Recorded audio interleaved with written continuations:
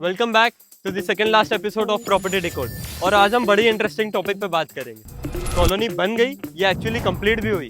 आज property decode में इसी टॉपिक को बिल्डर और कंज्यूमर दोनों पर्सपेक्टिव से डिकोड करेंगे। तो शुरू करते हैं कंज्यूमर पर्सपेक्टिव से। क्या सिर्फ डेवलपमेंट फिजिकली कंप्लीट दिखने से उसे लीगली भी कंप्लीट मान लेना चाहिए? बिल्कुल नहीं। एप्लीकेबल रूल्स के फ्रेमवर्क में डेवलपमेंट वर्क कंप्लीट होने की इन्फॉर्मेशन अथॉरिटीज को देनी होती है, फिर इंस्पेक्शन होता है और डेवलपमेंट वर्क कंप्लीट पाए जाने पर कंप्लीशन सर्टिफिकेट इशू होता है। इसीलिए बायर को सिर्फ ये नहीं पूछना चाहिए कि कॉलोनी का काम कंप्लीट हो गया, इनफैक्ट बायर को पूछना चाहिए कि कंप्लीशन सर्टिफिकेट मिला क्या, क्योंकि एक्चुअल घर बनाने की परमिशन उसके बाद ही मिलती है, जो कि वैल्यू अप्रिसिएशन में भी एक बहुत इंपॉर्टेंट रोल प्ले करता है। अब बात करते हैं बिल्डर पर्सपेक्टिव से कि बिल्डर कॉलोनी कंप्लीट होने के बाद भी प्लॉट्स क्यों सेल करता है। अब कंज्यूमर को एक इंटरेस्टिंग चीज बताते हैं।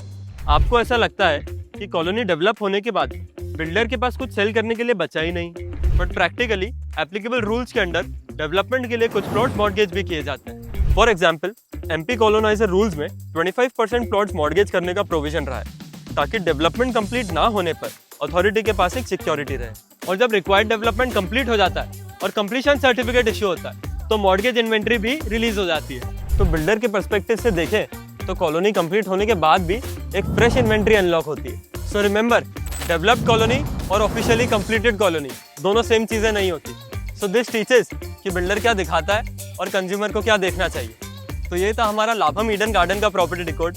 मिलते हैं अगले संडे एक नई साइट और एक नए डिकोड के साथ।